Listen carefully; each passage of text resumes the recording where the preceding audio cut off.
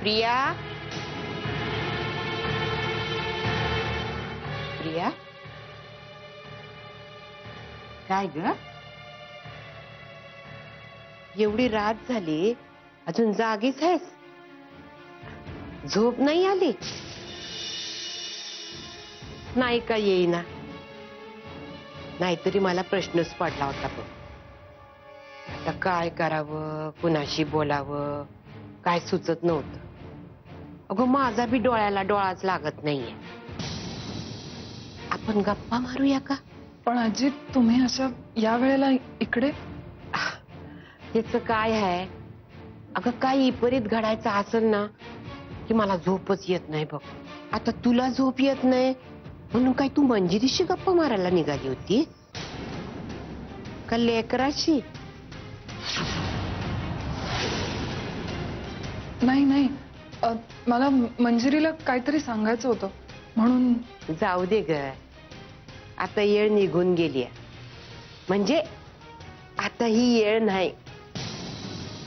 काय तुला गप्पा मारायच्या असतील ना त्या सकाळी मातीच्या बरोबर हो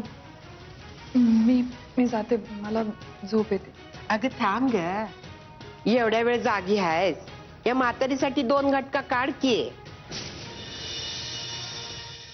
काय ग पोरी तू शालिनीच्या मैत्रिणीची पोरगी म्हणजे माझ्या नातीसारखीच आहेस की उद्या तू लगीन करून सासरला जाशील तेव्हा तुझं माहेर हेच असेल ना व सासरच्या माणसांना माहेरला नावं ठेवायला जागा ठेवू नकोस म्हणजे झालं मग काय कधी करतीस लगीन नाही